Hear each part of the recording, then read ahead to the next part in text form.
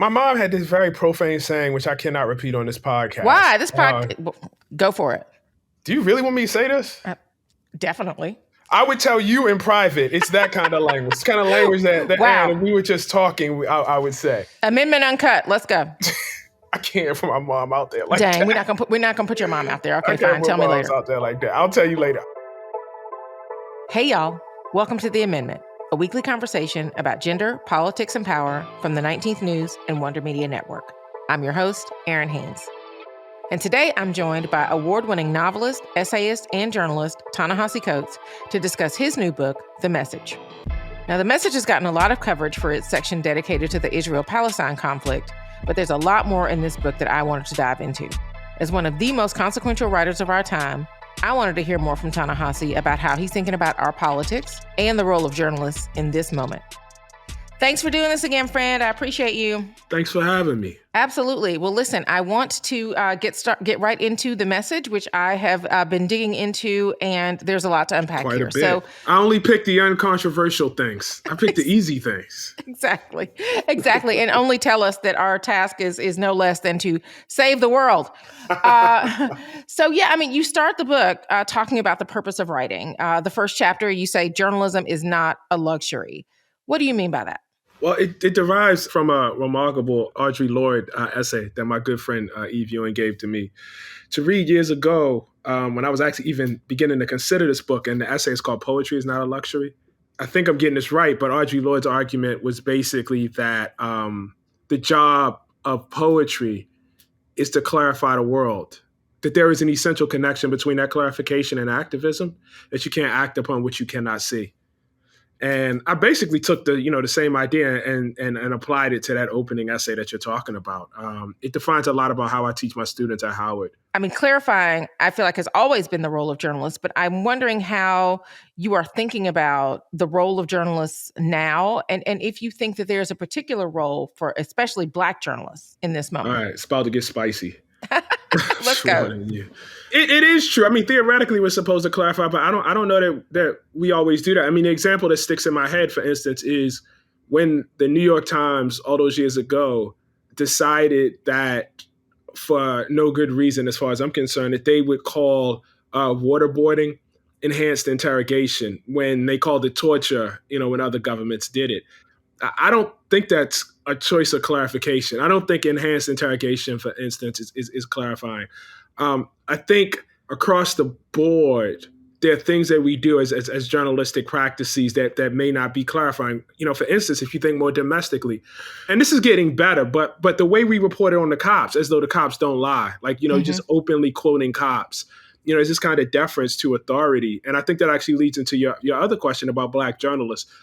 I think having people who come from communities where, let's just say, the relationship to authority is much more complicated, I think is actually quite helpful. Yeah, to be a Black journalist, I feel like in a lot of ways can be clarifying to the way in which we approach this work, right? Yes. I mean, we are not, going with the police example, we're not talking about bad apples. We're trying to talk about an entire system, right? That's right. That needs to be addressed. Or, when we're seeing racism, we're not going to refer to that as racially tinged because that really doesn't say anything. That doesn't clarify anything. Or racial tensions or... Yes. You know what I mean? Race relations or all the, the vocabulary, which really does not clarify at all. Yeah. And language matters so much. How are you thinking about, or how did this book make you think about your own evolution as a journalist and what your obligation is in this moment? I mean, my mom had this very profane saying, which I cannot repeat on this podcast. Give me the sanitized version of it. The sanitized version is she wasn't raising young Black men to go stand on the corner. Okay. All right. And you can imagine how my mother actually said that. Yes, I can. I am actually right now. Yeah. And so but the basic gist of that was just you have to do something. Mm-hmm. You know what I mean? You got to be part of the solution. You know what I mean? Not part of the problem, and not even not part of the problem, but not just sort of standing around letting the world go by. Mm-hmm. You really, whatever you choose, whatever your trade is going to be, you got to be part of the solution. And I chose writing. And so it was always in the background that whatever I would do with writing, for forgive me for being cliche, but part of it would be to make the world a better place. And so I've taken that with me. I've always had that with me. There've been times in my career where I wasn't able to act on that in the way that I wanted to. And fortunately now I'm at a position where I really can. Yeah, I mean, you talk about in the message about the vindication tradition, right? And really correcting the record. And I do feel like, I mean, especially as Black journalists, I think about you, I think about some of our other colleagues, that are very much about correcting the record, which there's certainly been a backlash to, and we're going to get into that too. Because for folks who do not want the record corrected, right, because of the myths that they would prefer, continue to kind of exist and persist in our kind of national consciousness and imagination. That vindication tradition, though, Right. why does that matter? How do you feel like journalism is a part of that? I mean, this goes back for us, right? Like we just have this like long tradition of Black journalists and that being the job, from clarifying what slavery actually is, Mm-hmm. to clarifying what lynching actually is, to clarifying what our police departments are actually doing. I mean, it just feels like correcting the record has always, been part of us. I think what is different now is that in this generation, some of those people who are doing that work have gained access to mainstream publications that white people pay attention to. Mm-hmm. And that is incredibly troubling, because white people are not some, how do we put it, like undistinguished mass of racism. There are a number of people who just don't know, Yeah. and they just don't understand. And so the idea that you can now make the case to them with all of the resources that, some of these institutions have. The one I talk about in the book, of course, is Nicole's 1619 Project, right? Like the idea that could be made at the level of the New York Times. Yeah. That's a different thing. That's a different thing. It's threatening. It absolutely is. I mean, you say in the book, it is impossible to write truthfully of Black people in all our genius and folly, in all our joy and anguish, and not disturb those who care neither to have the world revealed nor to see it transformed. And I think that that's exactly it. This disturbs people in a way that they do not necessarily want to be. And so that, I think, is so much of the response that we've seen. And actually, this is like one of the things I thought about even when writing a book. I think maybe those of us who are more sympathetic to that literature politically don't always understand the power of it in the way that those who want to suppress it do. Mm. Like there's a sense that the book banners or book burners or whatever have lost their mind. But if you think about their entire political project, they haven't. It makes sense. It just really makes sense that they would, be opposed, to what we're trying to do. Because if we're honest, we are trying to transform the world. Mm-hmm. And they don't want to. No. You know what I mean? They say it. They like the world as it is. Just thinking about these last 4-5 years, right? I mean, you talked about the gift of clarity, but it feels to me like that is not a gift that not enough of us or as citizens or in our profession have really gotten, or if we have gotten it, it's something that we're not really fully appreciating. And I wonder if you agree with that. I mean, what is it going to take if for us to get to the gift of clarity as a country? What an argument I make in the book is that we just don't think about writing enough. Mm-hmm. Like I think we think about writing as the typing of our thoughts, or like we have an idea, this happened, but I don't know that we pay enough attention. You know what I mean? To actually asking ourselves, is this truly what we mean to say? Is this the thing that makes the reader feel, specifically what we're talking about? And I think journalism, traditional journalism, has a tension in it.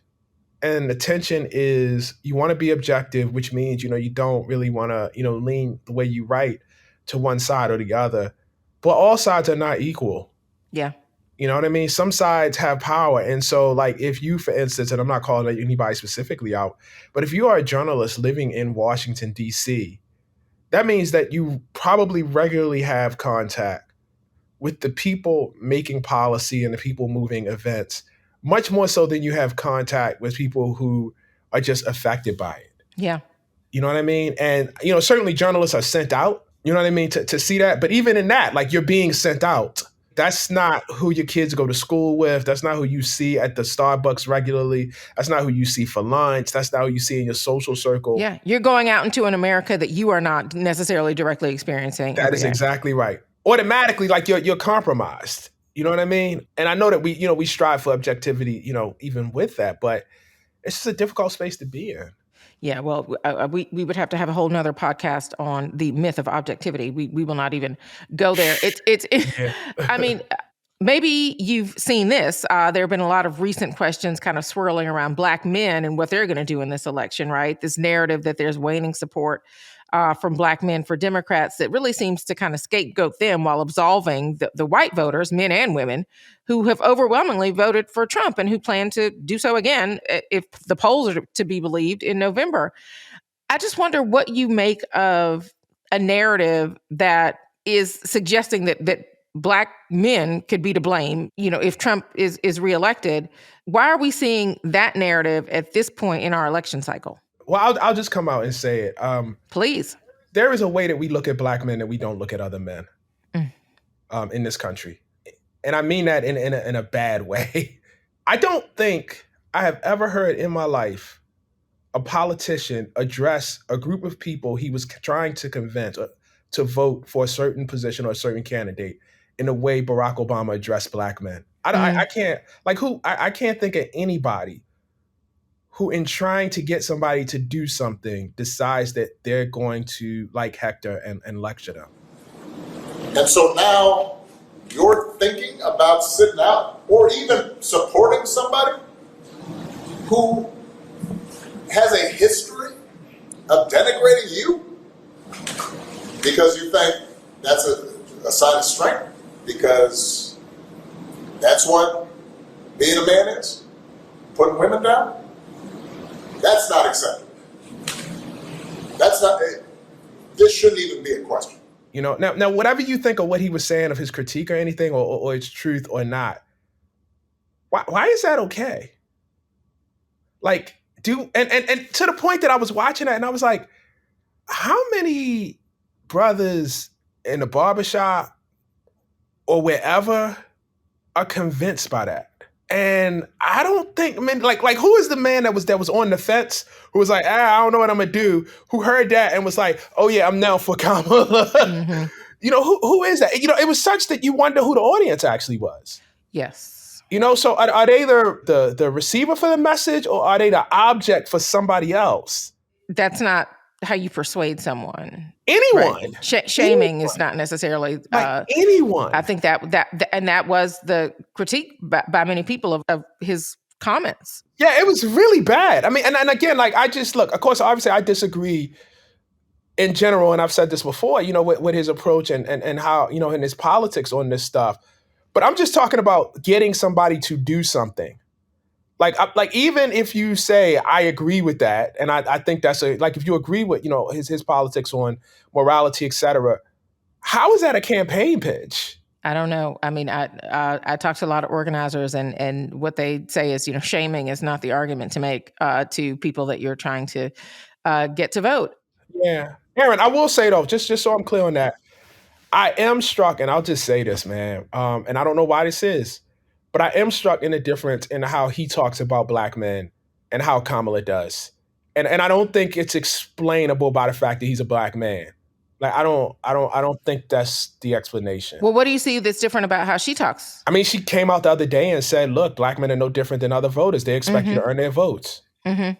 And I appreciate that. Like, talk to these brothers like you talk to anybody else. You're a politician, and they should hold you, accountable, and they should be, have all the skepticism. Like, they have a right to that, treating them like, okay, so at one moment you want to be, former president for everybody, but then you want the right to have a private conversation with these brothers publicly. Like, which is it, bro? Like, which is it? And so, if she can say that and then go and say, listen, I have to be president for everybody, that's fine with me. I got it.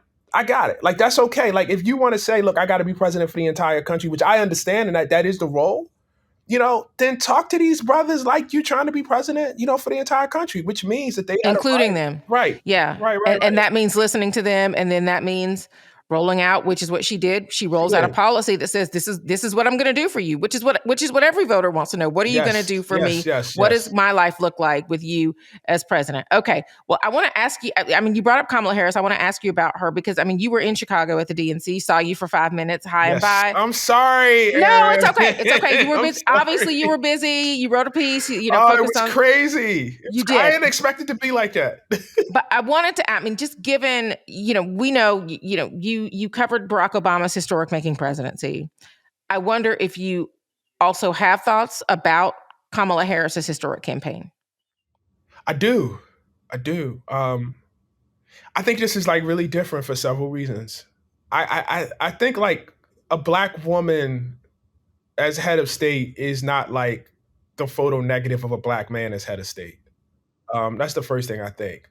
Just like brothers are a particular thing in American history and American society, like Black women are too. Yeah. And it's not just simply the flip side. It's not just the opposite. We are people who sexual violence runs through us, right? We literally were created by sexual violence. You know what I'm saying? Literally as Black people. And the site, obviously, of so much of that sexual violence was Black women, right? Mm-hmm. And we carry that. We carry that, in our DNA. We carry it in our skin complexion. We carry it in our features. We carry it in the back of our mind. It is with us all the time. And so, in a moment where obviously a woman's autonomy is so high, in terms of what the political agenda is going to be, and the person on the other side is to speak conservatively, is somebody who has been found, guilty in the civil courts of New York. Yeah. You know what I mean? For assaulting, a woman. To have Kamala Harris up there, as the embodiment of the argument of such a profound, it's different, man. That's some different energy. That's not just, Barack Obama in a dress or whatever. It's a different thing. It's a very, very different thing. And I think that explains a lot of the energy that we're seeing, which I would say even the energy is a little different. It's not quite the same, for good and ill, but it's a different energy around Kamala. And that's some heavy stuff she's carrying. Yeah. And it is very interesting to contemplate her candidacy in the same year. This is the first election post Roe. Yeah. Right. Yes. And so, for her to potentially be the first woman president and then you lay a race on top of that, it is a lot. I wonder if you think America is ready, one, for a woman president, and two, for a Black woman to run the country. I don't know if I think maybe we get this question backwards. I don't know if it's ready. It's a fight, certainly there are enough Americans who are ready. It would shock no one if she won the popular vote. I think we all expect her to win the popular vote, actually. So, just on a base level, most Americans who are voting probably yes, but you got to win. You got to win the fight. It's like saying, is the world ready for Mike Tyson to be, the champion? You know what I mean? You got to knock the motherfucker out. Excuse my language. That's allowed here. Yeah, you got to do it. I think it's less a question of readiness as, will it actually succeed? We'll be right back after a word from our sponsor. My name is Maria Alegria Rodriguez. I'm the executive director of the Valiente Fund, one of the entities of the Way to Win universe. The Valiente Fund was started to address the severe underinvestment in Latina organizations. Less than 2% of philanthropic dollars are going to Latina organizations. So it's a grant-making entity, and it's also a funder collaborative to address that within philanthropy and political donors, but it's also an accelerator. It's meant to build the capacity, boost, and turbocharge some of these groups so that they can leapfrog to a new level of scale. The number of Latina voters is growing, and it's large, and it's growing dramatically. This past year, we added 1.4 million voters, Latina voters, Every 30 seconds, a Latina person in this country turns 18 and eligible to vote. So we have right now about 32 million eligible voters. But sadly, that doesn't always come to fruition in terms of turnout. There's challenges.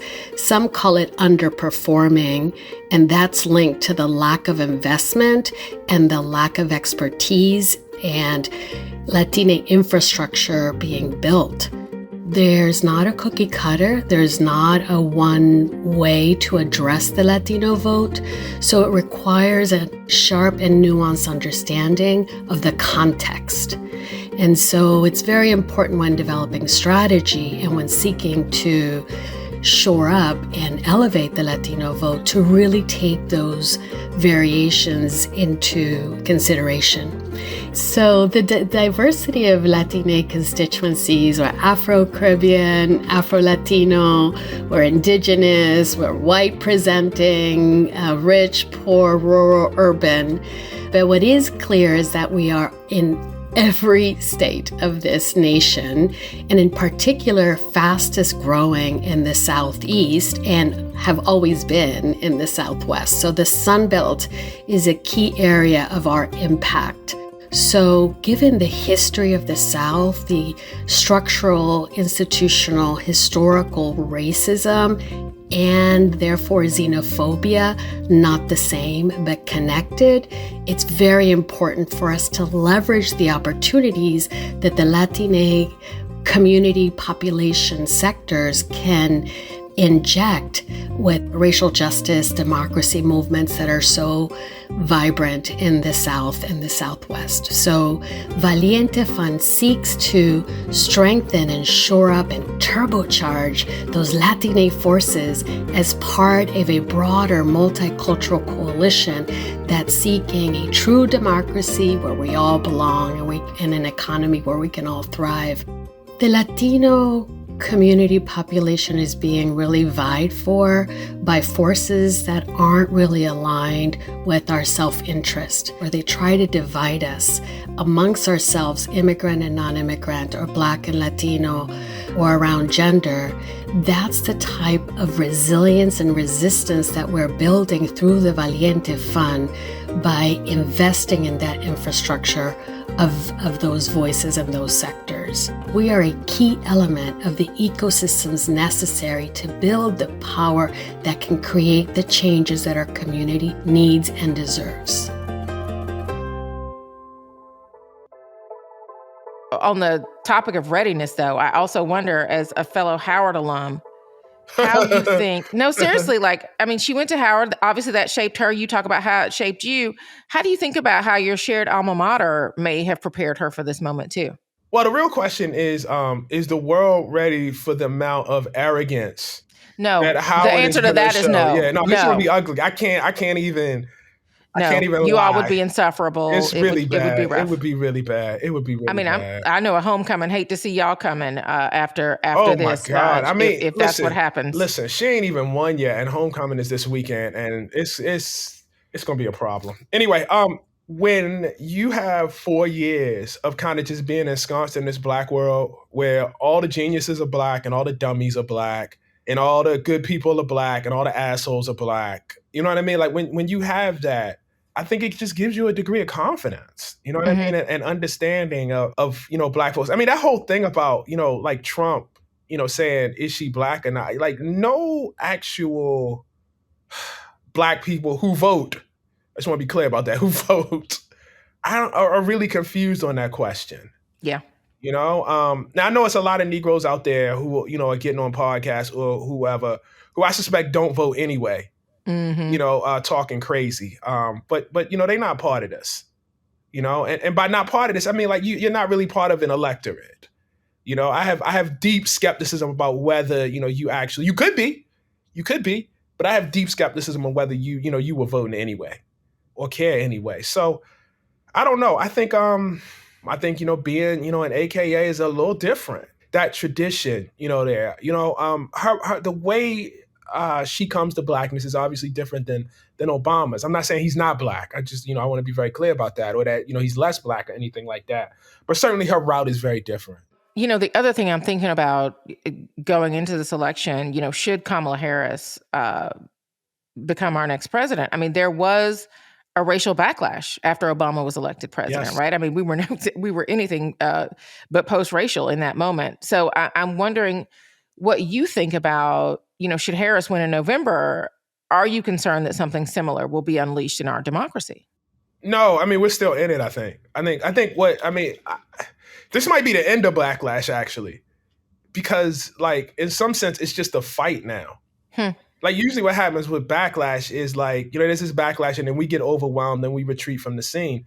But, and I saw this at the DNC. I mean, the Democratic Party is a black-ass party. You know what I mean? Like you go down south and it's like the Republicans are the white party and the Democrats are not just the black party, but it's the black party and everybody else, you know what I mean, who feels like they want a different vision. Partisan politics is definitely racialized in the South for sure. Yeah. Yes. And I don't think that's going to change. You're right. There was a backlash to Obama, but it was not like, say, the backlash after Reconstruction or even the one after civil rights because, and this is a tricky position for us, we just have so much more power in terms of electoral politics now. I'm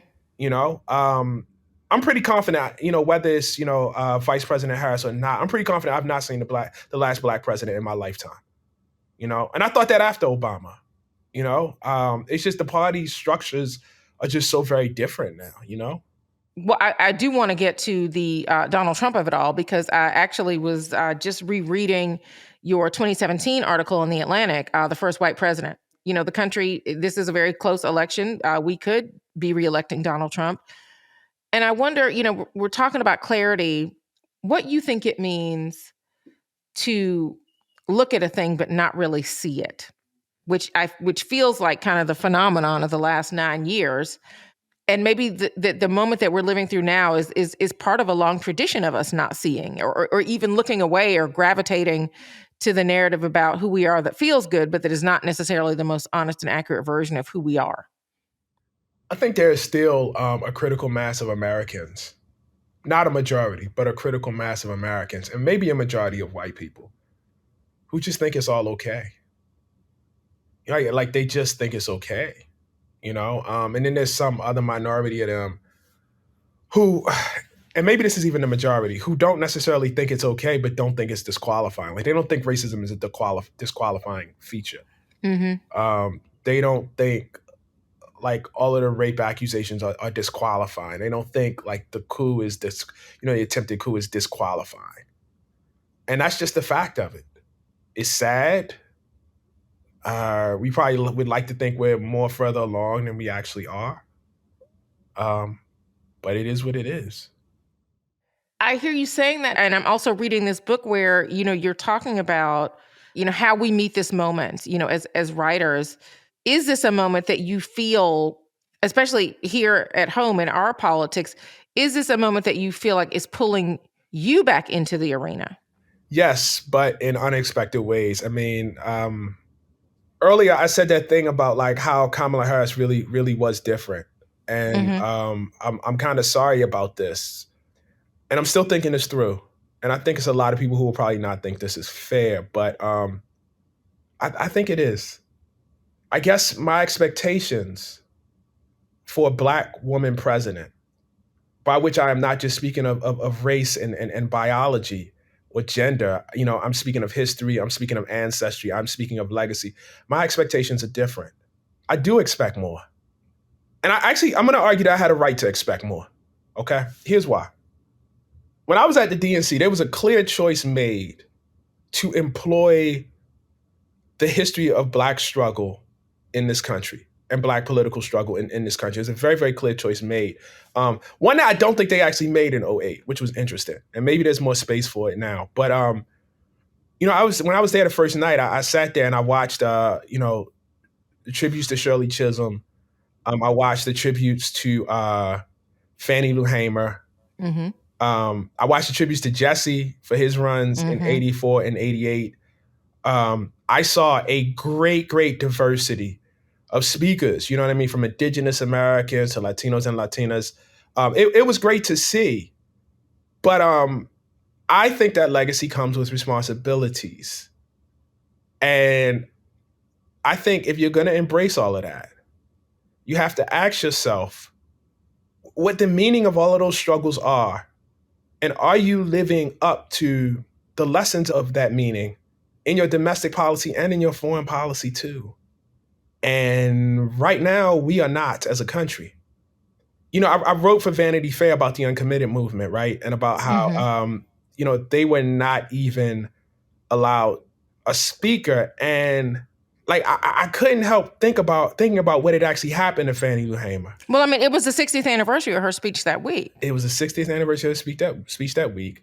And they couldn't even get somebody in there to say, this is who I am, and this is why I'm supporting Kamala Harris. Like, what is that? They can't speak? Like, I get, that you want to vet their speech. I get that you would want certain things said. Like I think all of that is within the parameters of what a convention would do, right? Like expectations. You know what I mean? Like I understand that. You certainly, I get it. You don't want nobody saying, to stand up there and say, from the river to the sea. That's not, you're a Democratic Party. That's not what you want. That's not like, I think all of that is fair game and understandable. But you can't speak at all. I think that was a mistake, and I think that betrayed, all of that heritage and all of that legacy. I understand why it was difficult, but I just, that hurt my heart. That hurt my heart. And maybe that's not about campaign tactics or whatever, but that really, really hurt my heart, given what those folks were representing and what they wanted. And I think should she become president, I mean, even right now, I think there are very, very serious questions about whether we are standing in the tradition of the people that, we hold up as our heroes, while we ship bombs to be dropped on one of the most densely populated quarters, in the world. I think we got deep questions that we have to answer, man, that are uncomfortable. Well, I feel like you were trying to get at a lot of that in the message. Obviously, you have the section on Israel-Palestine towards the end of the book. But I wonder if you feel like the focus, as you've been on book tour, what has this book tour, what have these interviews kind of missed about what you have been trying to say? It's tough. There's a lot, but it's tough for me to critique because I'll be honest with you. That section is half the book. I knew I was stepping into the minefield. I was very, very clear on that. So to the extent that the interviews have focused on that and not focused on Dakar and not focused necessarily on South Carolina, I understand. There is a war going on right now. There are people that have activated right now. So I get it. And I guess, you asked this question about whether I felt like I was being pulled back in. I mean, I guess at the same time as I, just put these, maybe extra expectations on Kamala Harris, Errin, if I'm honest with you, I feel extra expectations. Like, I don't feel like I get to go back and write whatever I would want to be writing right now. This is not a comfortable position. This is not something I would necessarily seek out. This is not a place I want to be. And let me be clear about what I'm saying. I have a group of people in this country. We have a group of people in this country who, for centuries, suffered the most horrific violence, exclusion, racialization, pogroms, ethnic cleansing, etc., at the hands of the West.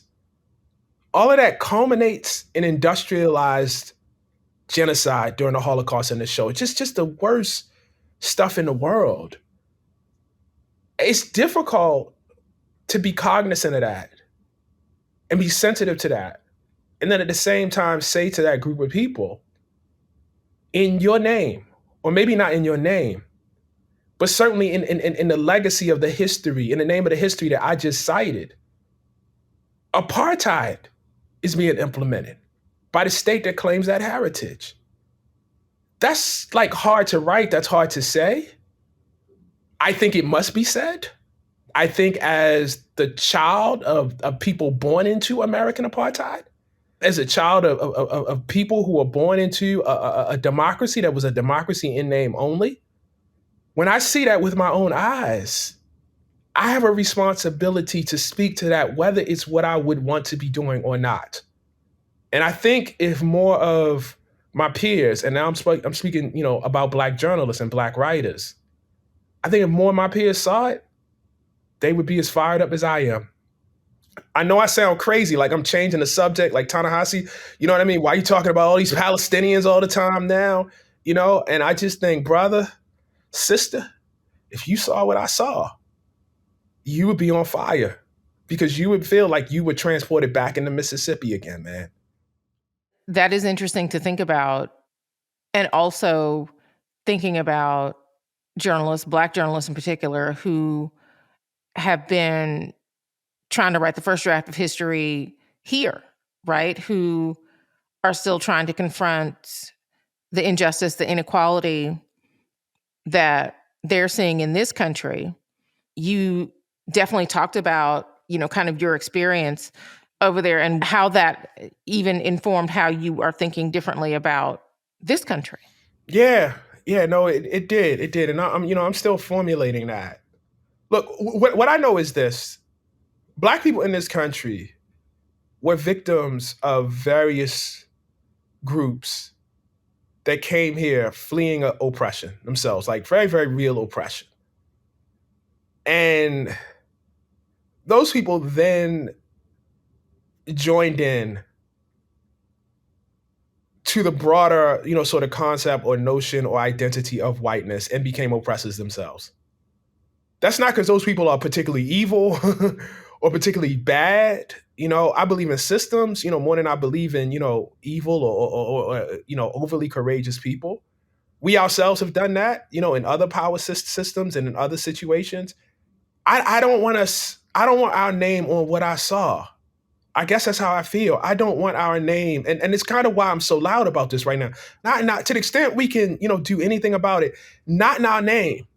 Not in our name. Not in our name shall America ship bombs to enforce separate and unequal. I don't, it pains me, man. It pains me for like the legacy of Martin Luther King, legacy of James Baldwin, legacy of Frederick Douglass, legacy of Ida B. Wells. You know what I'm saying? Coretta Scott King, for all of us to be attached to that, it hurts. It hurts. And so I know that the forces that govern a writer and a journalist are very different than the forces that govern, a politician or presidency. And nonetheless, I feel like I have a responsibility to say these things. I feel like I have a responsibility to raise the level of expectation. Because if I don't, I don't know what all of those stories that you and I were raised on, that you and I work in the spirit of as Black journalists, I don't know what they were worth. I mean, were they just for our own freedom? Or were they to make the world safe from, certain systems that we object to? Well, then it looks like we look forward to your return to the arena, friend, because it sounds like you got a lot more to say. Thank you for coming by here to unpack some of it with me at the Amendment. I really appreciate you. Thank you, Errin. Thank you so much. So that's all for this week's episode of The Amendment, which is also a newsletter that I write with regular columns addressing the asterisk of the news cycle. Who's being left out? What do they have to say? And look, y'all know I don't like to brag about myself. Shut up, Mom. But it's really peak me getting into the 2024 of it all. Subscribe for free at 19thnews.org/amendment. I hope to be in your inboxes real soon. The Amendment is a co-production of the 19th News and Wonder Media Network. Our executive producers are Jenny Kaplan, Terry Rupar, Faith Smith, and Emily Rutter. The show is edited by Grace Lynch and Julia B. Chan. Produced by Brittany Martinez, Grace Lynch, and Lucy Jones. And post-production support from Julie Bogan, Lance Dixon, and Winton Wong. Artwork by Aria Goodman. Our theme music is composed by Jalen.